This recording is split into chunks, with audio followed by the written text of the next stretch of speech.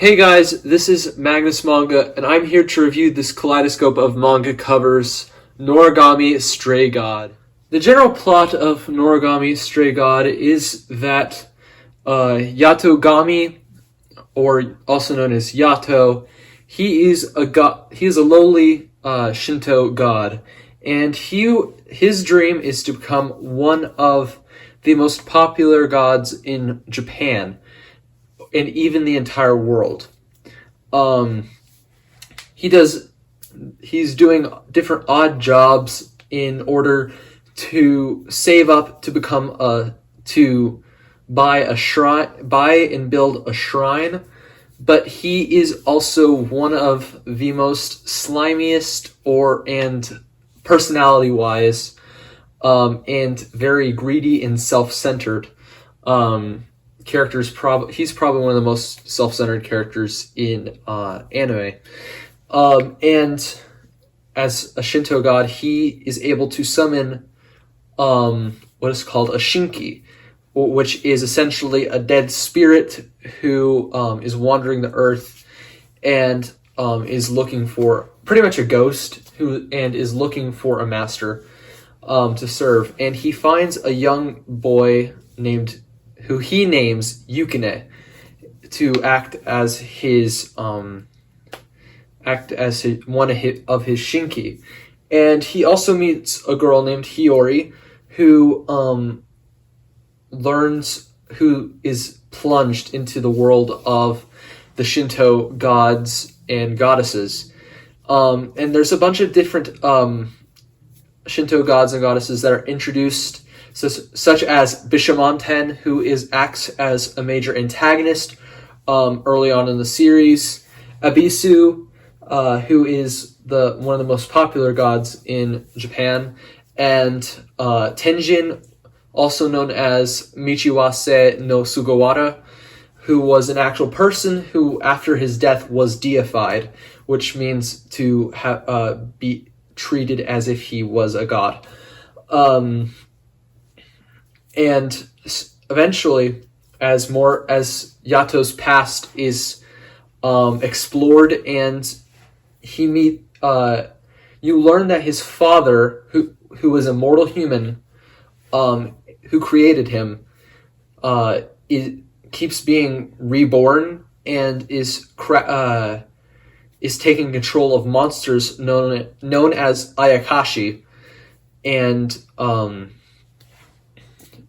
are using them to try and take and kill as many people as he can, because he views humanity as pretty much a disease almost that they need, or animals that need to be controlled. I would honestly describe it to people who are not very familiar with the series as Percy Jackson but anime. It does have 2 seasons of an anime, but there hasn't been a 3rd season yet, and since it's been a while since the 2nd season was released, it used to be extremely popular, but now it's not as popular, I would argue, as it once was. So this is the 23 volumes that are currently available. Volume 24 is coming out sometime in July. Let me go review it arc by arc. The first 3 volumes of Noragami Stray God covers what I call the introduction arc, which it gives introduction to the main cast of characters, pretty much all of whom play a significant role throughout the entirety of the series, such as Yato and Hiyori, Bishamon and Kazuma, and Yukine being Yato's main shinki. And it essentially covers to the introduction of Yato, and all the way introducing his conflict with Bishamon, to essentially what's it called?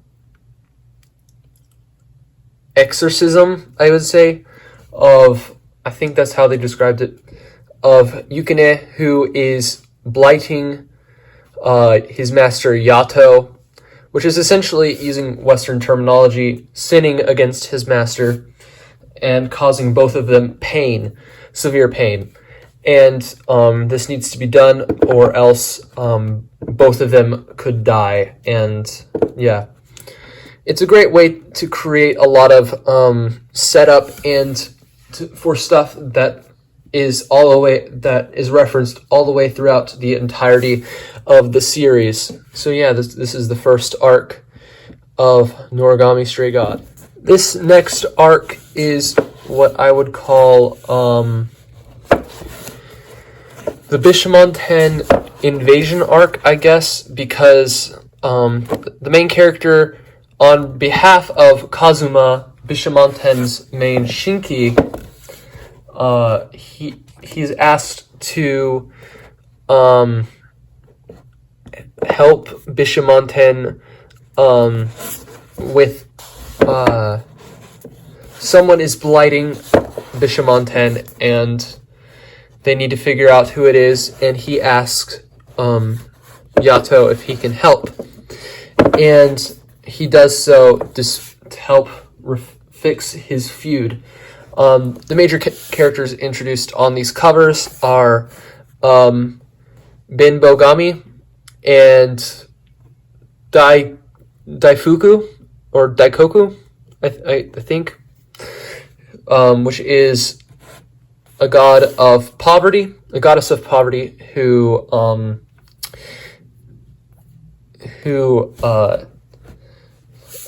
causes severe economic, pretty much chaos. She's essentially the embodiment of chaos in the series. Next up is Tenjin Sama, and also known as Michiwase no Sugawara, and some of his Shinki. And we have the Stray, and, well, two Strays. Strays are essentially Shinki that serve multiple masters. They are often considered some of the most vile Shinki that exist in that world. It's a very good arc. Really, you could also tie this into the introduction arc, because it's still part of the main world building that we see in the first part of the series. The third major arc is what I would call the Yomi arc, which is essentially hell, in kind of. And so between the previous arc and this, we are introduced to the Yato's father, who is also known as the Crafter, who is a human who has found a way to be reborn and retain all of his previous memories. And so what happens is that Yato's father manipulates him into forcing him to serve him and help Ebisu, or who is essentially a god of prosperity and wealth, and who is this guy right here, who is trapped in Yomi while trying to find essentially a magical pen that will allow him to control Ayakashi. The Crafter is framing Ebisu and trying to get them off his the gods of what's it called? Takamagahara, off of his back.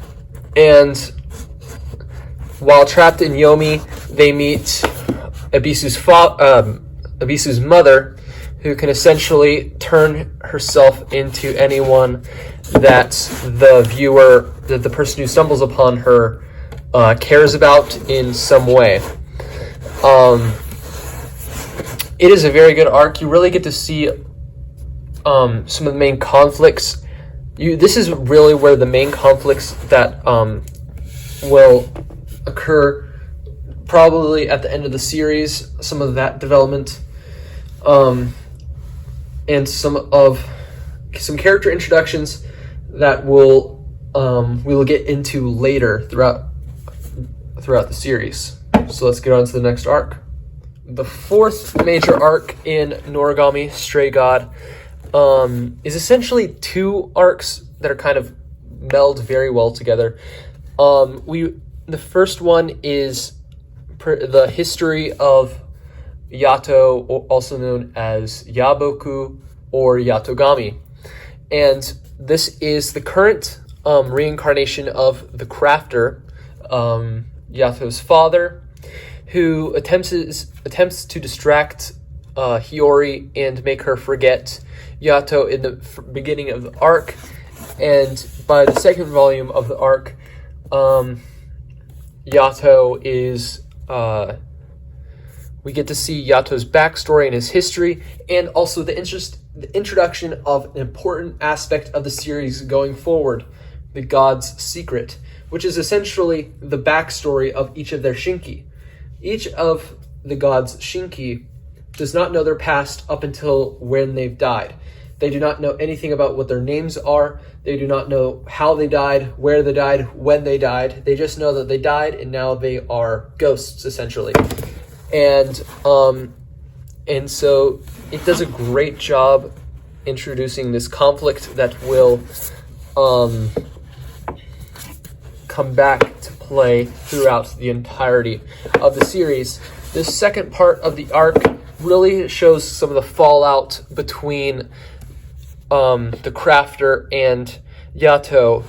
Since Yato's wanting to rebel against his father, the Crafter is punishing him by making the people of Hiyori's parents works at a hospital, and making the hospital patients and hospital workers go crazy, which cause a lot of trouble for Hiyori and her family, and causing strife between the family and Yato. Volume 13 is where that happens, and it is a phenomenal volume.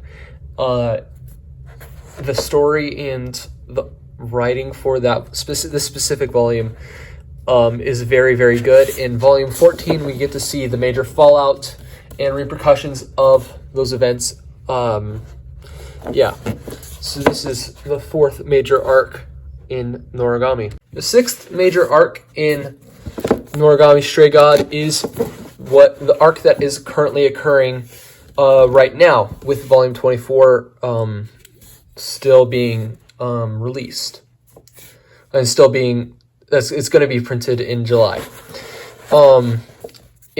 I'd say this arc would be called The God's Secret, where Yukine starts getting very curious about his past, and he ends up going and, after some arguments, leave. I'm extremely simplifying. A lot happens in this arc. He leaves. He becomes a stray and joins the Crafter.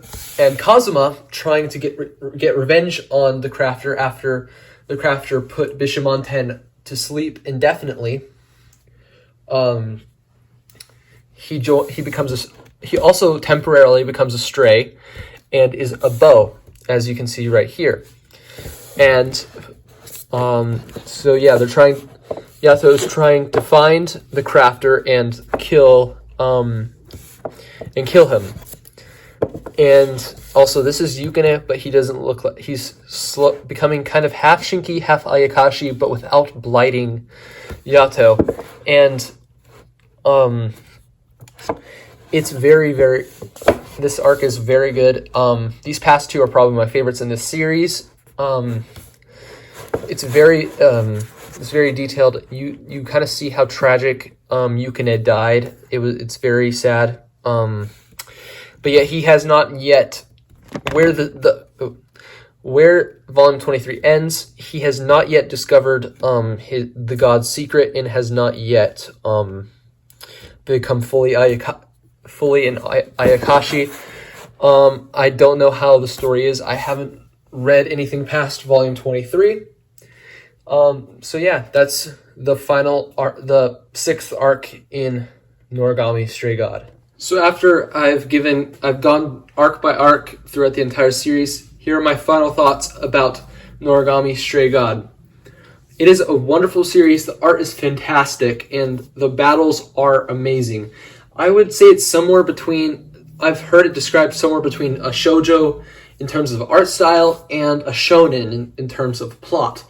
I'm unfamiliar with any of the authors and artists' previous work, but I believe that the author has worked as an assistant on other series, and I believe this is the author's first story. It's very good. It was extremely I know lots of people who have at least read or watched the series, and its popularity has kind of died down as there hasn't been a new season of the anime in quite a while. I think season 2 aired in 2016, but I may be wrong about that. I do know though that there is going to be a 3-in-1 edition starting to come out sometime in the next month or two. I'm not going to pick it up obviously because I have the single editions. There is also like a short stories collection that I haven't been able to find. Like it's called like Noragami Stray God Stray Stories, but I haven't been able to pick that up just yet. I honestly highly recommend it if you love shonen, or even if you love like Percy Jackson. It's a lot darker than Percy Jackson, but the main connection there is that it has a similar ancient gods in modern times aspect that Percy Jackson has. So yeah, it's a very good series. I highly recommend it, and I hope you guys check out some of my other videos. Check me out on Instagram where I post almost daily. Check out my previous haul video for the month of March, which was was pretty big. And I hope you guys will like, comment, and subscribe, and check me out. Yeah, so please, so yeah, see you again. Ciao.